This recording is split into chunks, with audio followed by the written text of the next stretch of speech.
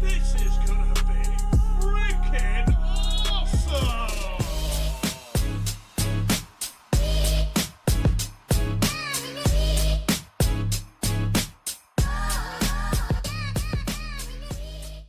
Let's begin. So we have checked everything we can possibly check. So we know we've made ourselves familiar with some of these sockets on the board. We've made ourselves familiar with the place that the M.2 drive is going to be installed, and we've taken off the cover for the CPU socket to check that all the pins are in good condition and nothing's bent, and we're happy that everything's in good order.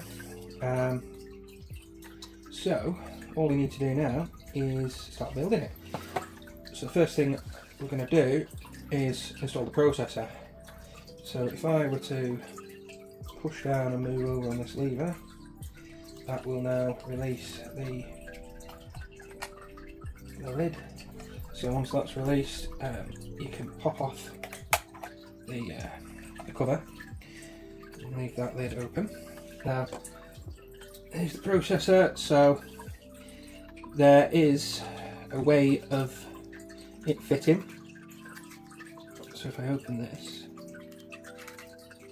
it will only go one way. If you try and install it the wrong way, you'll break it. So they want you to hold it like this because that's where they put the finger holes. Now, if you can see there is a little notch there, and there's also a little notch at the top there.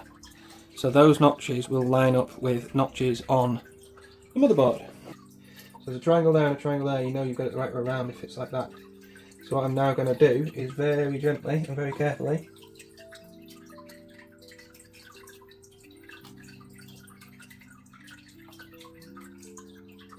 just drop that in. Now if it drops in completely with no resistance, that's a good sign. And you don't want to be able to, well, obviously if there is literally a fraction of a millimetre play once it's sat in, and I can see it's the same height on all four corners and the notches are aligned, so I'm happy that that's in place, and when I press this down now it's not going to bend any pins. If you had any of those things not right, it may have bent pins when you close it. So just lie that down, and then we bring this down, and when you bring this down it should feel just as difficult as if the processor wasn't in there and it was the plastic case. So that's now done. If it felt any more difficult, something's probably gone terribly wrong. You can repair bent pins, but it is really, unless you're really good at sort of micro soldering, then it's not worth it. So that's the processor installed. Now we're going to move on to the RAM. Now, one thing I forgot to check was whether or not we should use any specific slots, because we're only using 2. So some motherboards require you to use 1 and 3 or 2 and 4 if you're only using 2. So have we got any information about RAM installation on the instructions? So it says DDR5 A1, DDR5 A2, DDR5 B1, DDR5 B2, and then in brackets it says first A2 and B2. So we're going to be installing into this row and this row. So we've got a slot which is slightly off centre, so that'll tell you where to place your RAM. So if you try and offer it up and the slot's in the right place, as that one is, it's the right way around. So in that position, if we had these in, that would be off, as you can see there, whereas this way around, if they were in, it would be lined up. So with that being one-sided, I'm assuming this just drops straight in.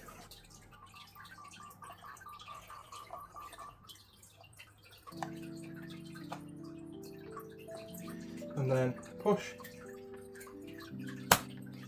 and it clicks itself closed. So the next thing to do is to install the M.2 SSD. There's a heatsink here, which which enables you to install this. Now this motherboard does support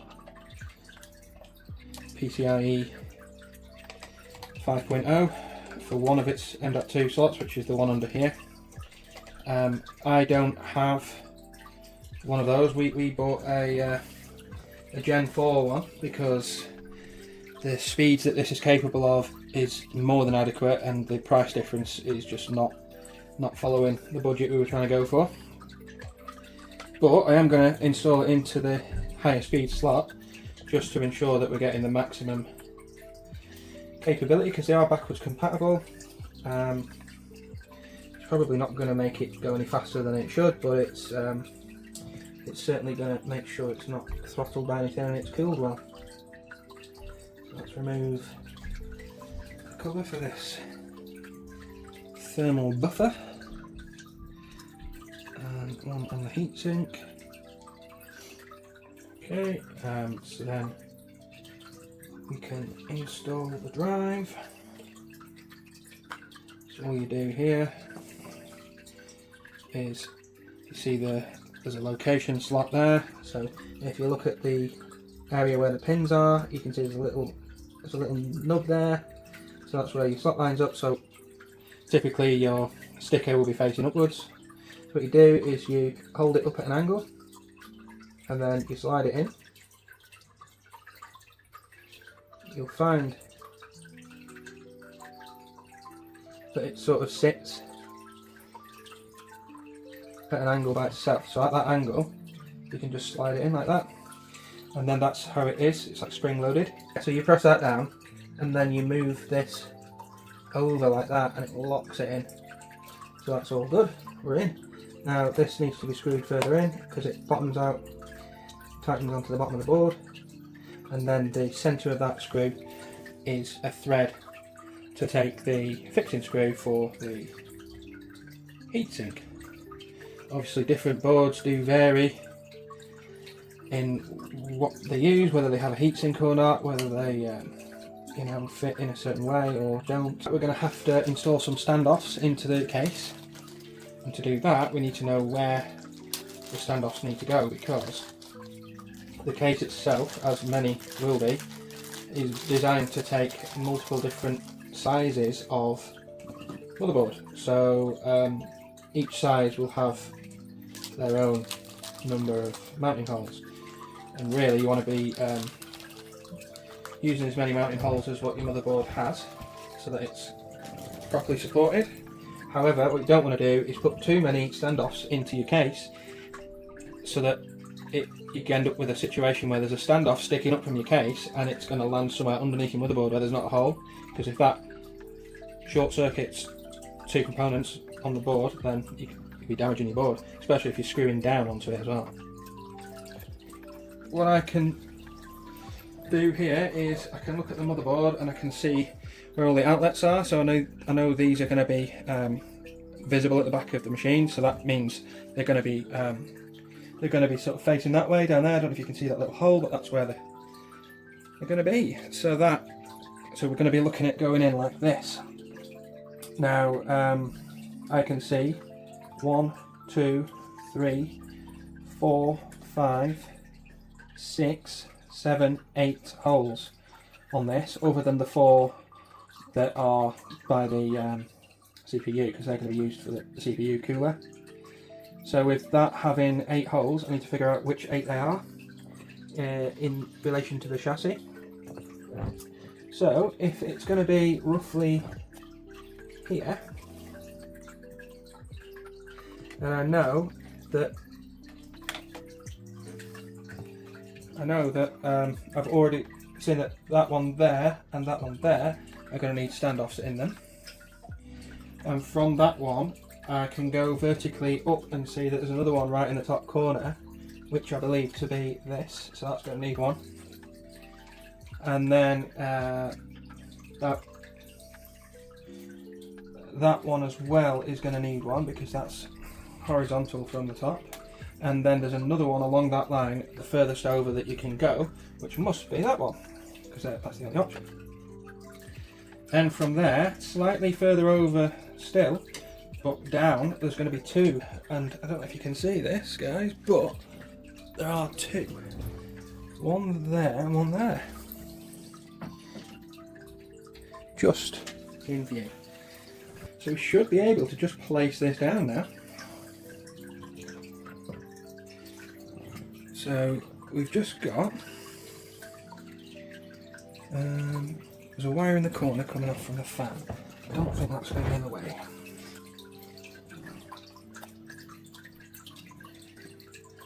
What I don't want to do is scrape anything. So just about there we should be looking good.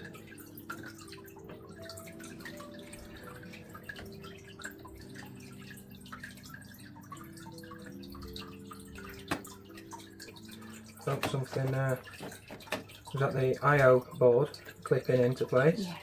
Beautiful. So that was satisfying. So I can now see 1, 2, 3, 4, 5, 6, 7. Can you see the last one?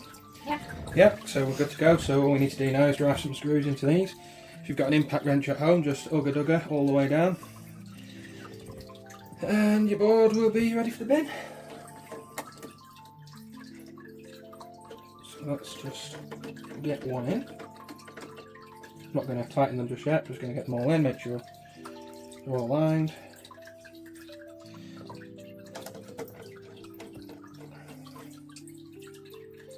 Now, the thing to check now is that there's no raised areas on your board and there's nothing sort of poking into it and forcing it up.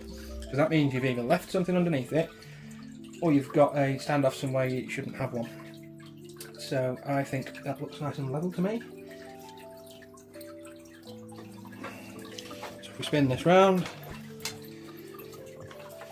there we are, we can see full access to the back where we need it, which is obviously where the cooler is going to be fitted, and we can put the base plate on for that now.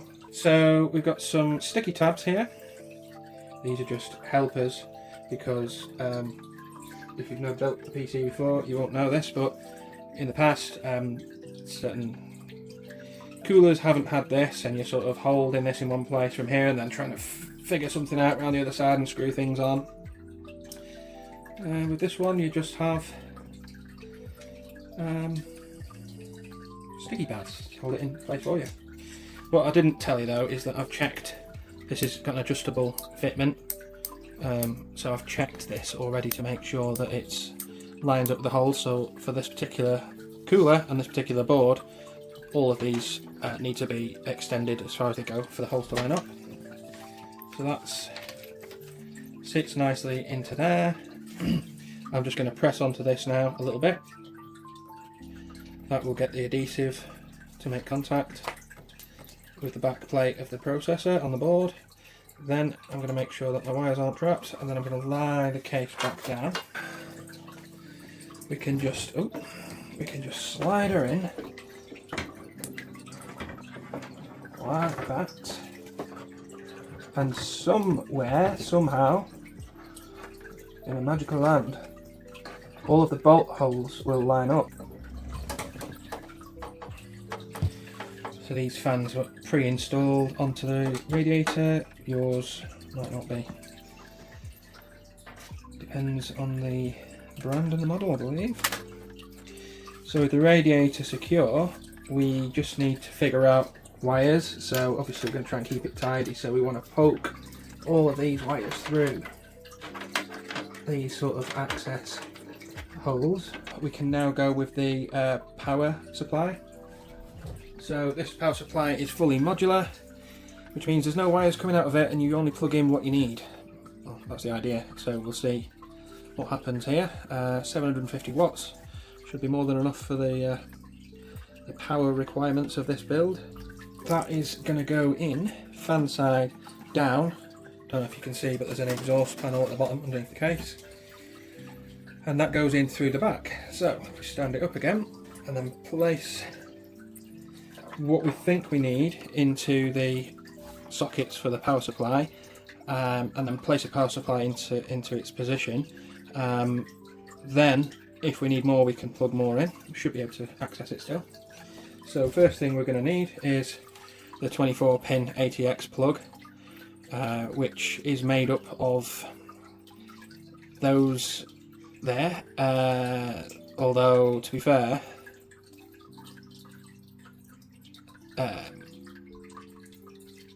there's more than 24 there, but 6, 12, 18, 24, 28. Weird. Let's see what we got here. So a big bundle of cables, nothing fancy but nice and tidy, and you know, bright white, sticking with the theme. So let's get rid of these little Twizzlers holding everything together. There's lots of these. So that is a Molex power cable, so we'll just put that to one side in case we need that. This looks like some kind of splitter, PCIe power. Put that down for a second. CPU, so we're going to want that obviously. Here's the big one that we want, and it splits into the so that's our 24 plug for the motherboard, and then it uses these two plugs to go into the power unit. So we're going to want that one. We've got some SATA power going on here, so we'll put that to one side. We've got some more SATA power, and then we've got some more PCIe. So that's the floor of the case, isn't it? So if we should be able to slide this in like so. Yeah. So that should sit in, and yeah, we should be able to screw that in. We won't bother screwing it in just yet because we want to run the wires all through, and maybe if we want to make some adjustments or a bit more, we need a bit more length on the wires, then it's good to know that the power supply unit can actually move a little bit to allow us to jig stuff around, especially when it comes to that little hole, which you can't see, but there's a little access hole here that runs in above the motherboard that we could be running some wires into, and it makes it easier if the power supply unit's actually dropped like it is to be able to get access to this. So yeah, we just need to run wires everywhere now, so this should be fun. Ooh. So let's start with the biggie. Let's separate them all out. So there's the big one. That's not the big one. That's not the big one. Is that everything? Right. So I'm going to need a sneak peek at the other side. So if we lift it up a little bit. Perfect. So I'm going to go through here with the big one because the socket on the motherboard for this plug is just there. So it's going to be really nice and neat. So I think the Molex is only going to be needed here, and it's right there. So let's plug that in. Okay, so that we should be happy with that. Shouldn't be anything else needed. This one is all the same. So we've got this one unaccounted for, which is the SATA. So that needed power to go to here. So where is this actually bundled? Has that been bundled as it is? Yeah, there we go. So that just needs to plug into here.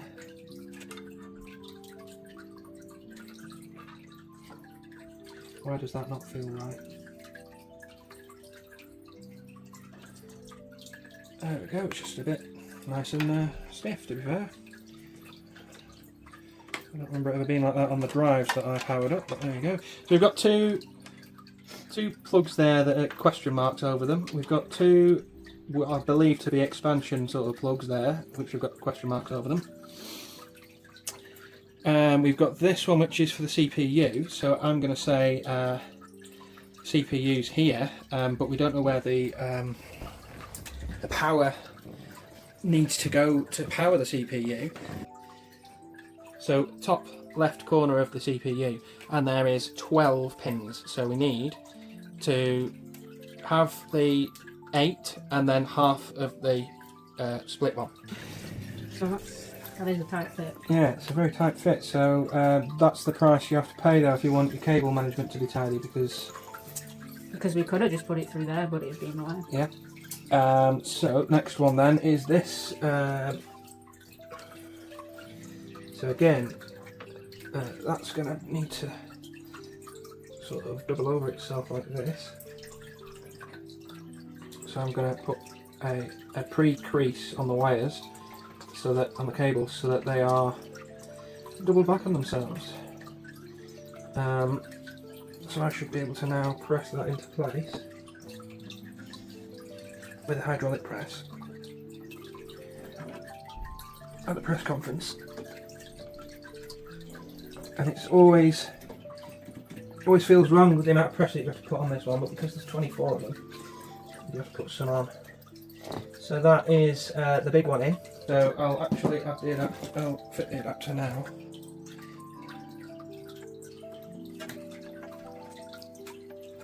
So all of those wires that are taut will be alleviated a little bit once we get the power supply up into its position. So that should be fine for the power supply, for the graphics card. Now we've got a couple of other cables that are coming from the control panel that need to be plumbed in to the motherboard. I need to look on here. So we're probably looking at these ones down here. Speaker, LED, P-LED, power, HD, yeah, hard drive and power. Let's have them through here. So what have we got? We've got hard drive, LED,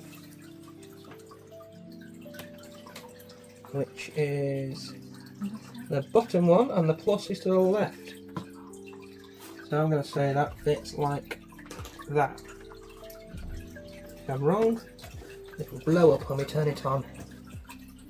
Then power is the same orientation, just above it. These are all printed on the circuit board, and it's power LED, not power switch. Power LED, same orientation, just above it. Beautiful. Is that? There we go. HD Audio 1. Over there. No. Can you reroute that for me? Can that go down here? In the squeezy one. Just put a little bend on it and then it'll find its way in when you shove it through. This time? Yep. Here she comes. So, want to miss out the top one, so that means I've got it the right way around. So, just shove that in there. Ooh, that's tight. There we go, she's in. Anything else? There's a blue. USB 3. So that's going to need to come through. Ooh, many buttons. Right, USB 3.2, I can see it here. I'm going to say send it through the same place as the big wires have gone.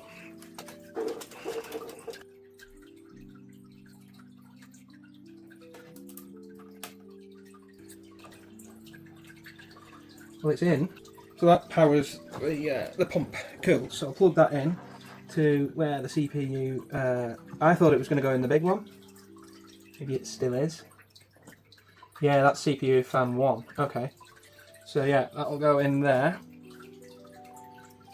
like that.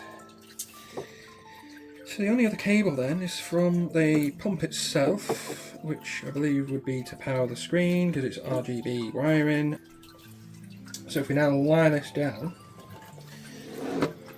we can fit the pump. So what we need to do now then is to fit the retaining ring for the pump. So as we can see, there's an arrow here and there's an arrow here. So we slide this onto the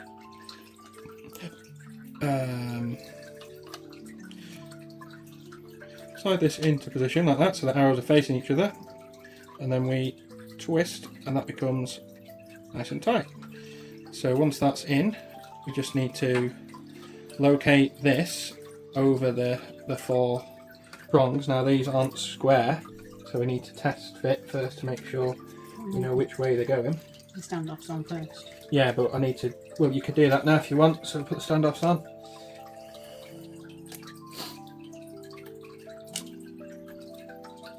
And we're just going to test fit to see which orientation it is. And everything clears. Is that on all 4 of them? Yep. I don't know whether I'm happy with the...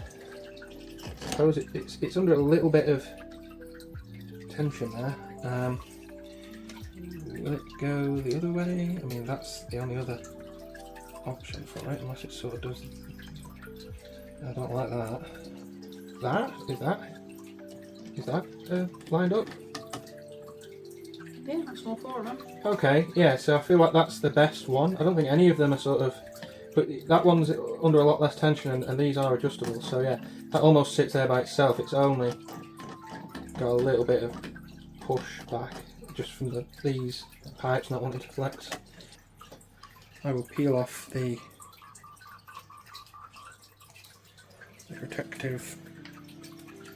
protection film from the copper heatsink. Don't know. Is it refusing? No, it is very slowly coming out. Okay. So we've got some high quality gold thingy here. I don't know if you can see as well, but there's like a... In the light, there's a rectangle on the board, which I believe is going to be the contact point for the top of the processor. So I'm going to try and paste some paste, as you would. There was some paste included in the cooler set, but the gold stuff looks better. Yeah.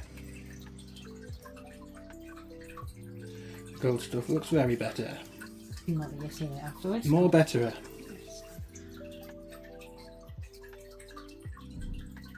CPU came with a fan with pre-applied base. Yeah.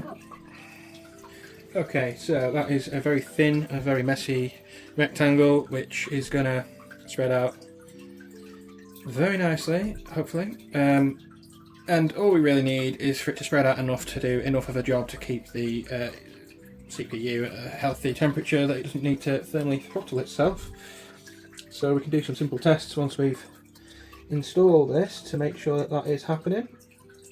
Like we can do a benchmark test, a thermal throttling test, and that will just make sure that the CPU is able to regulate its temperature well enough with the cooler in place and working. And if that does happen, then we've done a good enough job. So with that in place, we just need to add these nuts. So I'm just going to do these finger tight on each corner first. If I can feel my way to that one because I can't see it.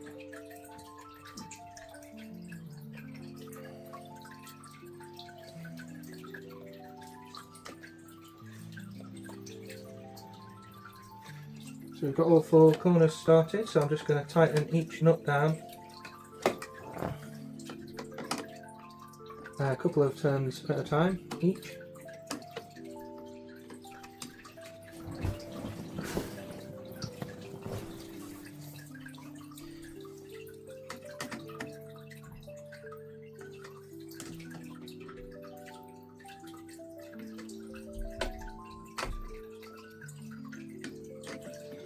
So I can feel even tension on each corner.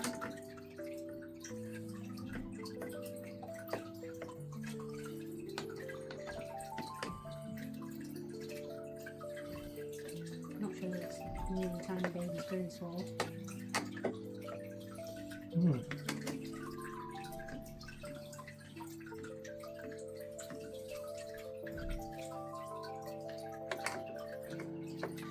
And the tricky thing about this is that there's no torque speculation for this either, so you have to just tighten it down until you sort of feel it get a lot tighter. So it sort of feels slightly tight as you as you go down, and then at one point it just feels like you're bottoming out, and the force required to turn it becomes a lot higher pretty suddenly. At that point, you know you're there. So that's nice and clamps down. So that is the CPU cooler installed. Now, just make sure that the hoses are happy, there's no excess tension on those. Then we can route that wire through the back and pull that through. We need to screw in the power supply unit, which didn't come with its own screws. No, I'm guessing that's what all these extra ones are for. That got it? Yeah. Okay. So that's the power supply fully fitted. Now we need to plug in all of these extra wires that have come through from all the RGB stuff. Right, so we think that might be everything. So what we need to do now then is a little bit of cable management, which just involves pulling things through from the other side that are a bit loose or whatever, and sort of zip tying them into place. That sort of keeps all that there. Okay, so we should be alright there as long as we can get the side of the case back on. So lastly then, let's install The graphics card. the graphics card, and we have a special adjustable, I don't know what you call this. Bracket. I suppose so. So if we lift her up, Yeah, she's getting heavier. lift her back down again. So we're going to go into this socket here. So we're also going to need to figure out what we're doing with the outlet. So if we were to pop this roughly into the position it's going into, which is there. Can you see?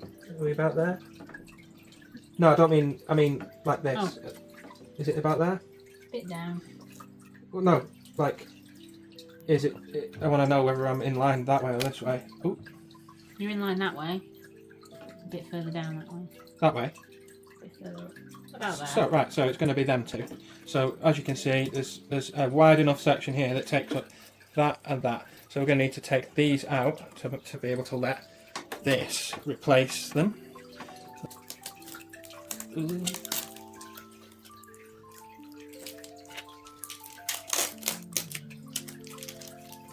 Very ASMR-y. Nothing on there? No. Nothing under there, apart from the cover on the chip. Nope. Nothing on the top. Nope. Nothing on the back. Just the plugs for the sockets. Nothing on that side, and nothing on that side. We're all good. So, what we need to do now then is to remove this protective cover onto the chip that seats into the board for the PCI Express lane. Then we need to make sure that you've got access to the power cable once it's in, which we do, so that's fine. And then we need to seat it. So to do that, we're going to need to make sure that this doesn't gouge and damage any components on the motherboard. So we're going to offer it in. Luckily, it's a very nice design. I can just hold it nicely because of all the heatsink gubbins. So I can now guide this down till I can get pretty close to also almost to where I can't see the bottom of the card where it's located. I then need to.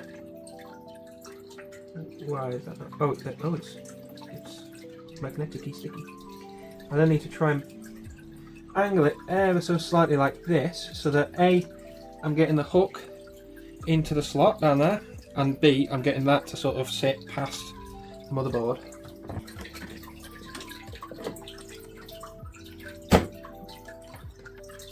Oh, Okay, that looks better.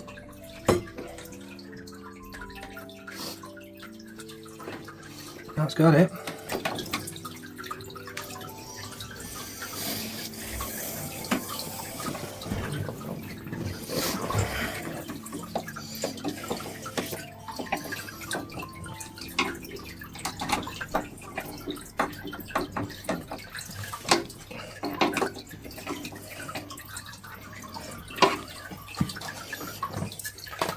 can use this to support the massive weight of this graphics card. Cool. So now we just need to plug this in.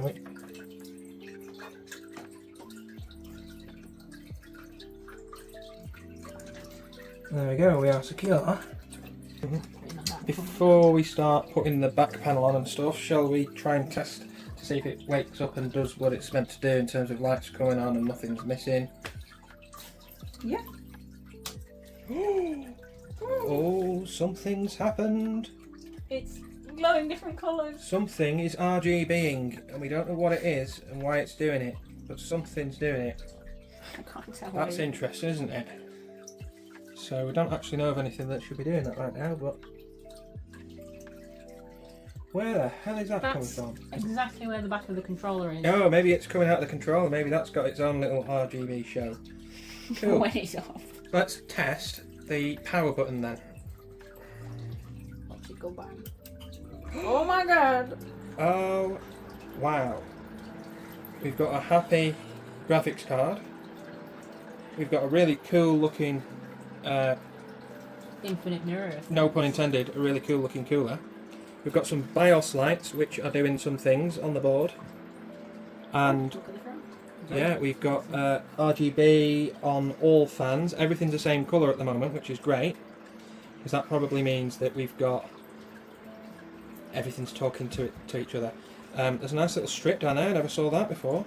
That's pretty cool. And the front screen is very nice. Yeah, so we've got a front screen which is doing its thing, which you can't see. Have we got enough play on that wire to bring this round? There we are. Can we tilt this back a bit? So that's the cool sort of disco effect front screen. We'll leave that on until we bring it into its resting place, but yeah, that's a pretty cool machine. So everything seems quite happy up to now. We don't have a speaker fitted, so we've got no BIOS beeps or anything. So what we need to do now is we need to take it and put it into its place, connect it to a screen, keyboard and a mouse, and boot it, install an operating system, do some BIOS checks, install an operating system, and then do some benchmarking checks to make sure everything's happy. All the fans are happy. Yeah, all the fans are happy. Everything's pretty damn quiet. Will the controller respond to the remote control? Dim? Yes. Yeah, of course it will. Brighter? Yes. Mode? Ooh! Cool. Nice. So it's not all white, is it? Just mostly white. Right, well, I think Ready we up? should turn it off, just in case it's trying to do something terrible without us knowing. Although modern hardware is that good these days that it'll just protect itself regardless. And yeah, we'll see you on another video for the setting up of the machine. Ooh, she looks good.